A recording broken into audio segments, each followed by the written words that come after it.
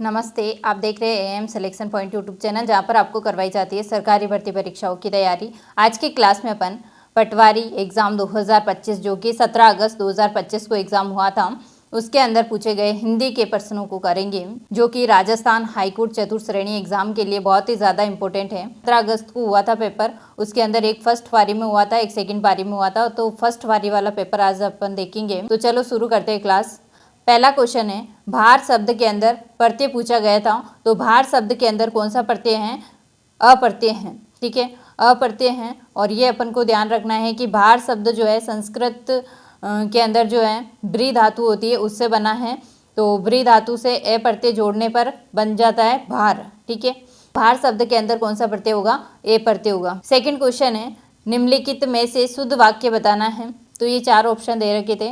पहला ऑप्शन था, आंसू से मुख रजनी का भीग गया। ठीक है, तो यह शुद्ध है या अशुद्ध है? तो अशुद्ध वाक्य है ये, क्योंकि आंसू से मुख रजनी का भीग गया। तो ये इस तरह से शुद्ध होगा कि रजनी का मुख आंसुओं से भीग गया। ठीक है, क्योंकि आंसू एक आंसू से नहीं, आंसुओं से भीगा है, और वो भी मुख रजनी का नहीं, रजनी का मुख होगा। ठीक है, तो इस तरह से शुद्ध होगा कि रजनी का मुख आंसुओं से भीग गया। सेकंड ऑप्शन है, मैं दिल्ली गया था। तो ये शुद्ध वाक्य है, मैं दिल्ली गया था। ठीक है, तो शुद्ध वाक्य पूछा गया था, तो ये सही है। ठीक है, नेक्स्ट ऑप्शन दे रखा था, वह क्या करना चाहता है। ठीक है, तो वह शब्द जो है बहुवचन का है, और इधर चाहता है नहीं आएगा, चाहते हैं आएगा। ठीक है, नेक्स्ट ऑप्शन दे रखा था, रोगी को हिला करके दवा पिलाओ। ठीक है, रोगी को नहीं हिलाना है, किसको हिलाना है? दवा को हिलाना है, इसलिए इसका शुद्ध हो जाएगा, दवा को हिला करके रोगी को पिलाओ। ठीक है, नेक्स्ट क्वेश्चन है, चौमासा के अंदर कौन सा समास है? ठीक है, ये बताना था। तो चौमासा जो शब्द है, इसके अंदर बहुब्री समास है इसका, क्योंकि 4 मास का समूह, इसको अपन किसी भी 4 मास के समूह को चौमासा नहीं कह सकते हैं। वर्षा ऋतु के अंदर जो 4 महीने आते हैं विशेष, उनको ही चौमासा कहते हैं। तो ये द्विगु समास यहाँ पर नहीं होगा। कौन सा समास इसका आंसर होगा? बहुब्री समास इसका उत्तर होगा। ठीक है, तो चौमासा के अंदर कौन सा समास है? बहुब्री समास है।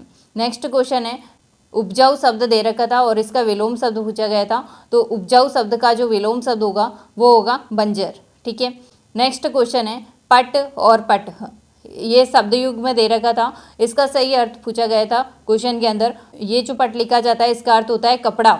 ठीक है, और इस तरह जो पट लिखा जाता है, उसका अर्थ होता है किवाड़। ठीक है, जैसे अपन मंदिर वगैरह कहते हैं ना, पट खुल गए, यानी कि दरवाजा खुल गया, किवाड़ खुल गया। ठीक है, तो इस तरह से पट जो होता है, ये 2 टा आता है, तो इसका मतलब किवाड़ होता है। नेक्स्ट क्वेश्चन है, व्यंजन संधि का उदाहरण पूछा गया था, और ये 4 ऑप्शन थे, हिमालय, नदीस, दयानंद और उल्लेख। ठीक है, तो इसमें व्यंजन संधि कौन से शब्द के अंदर है?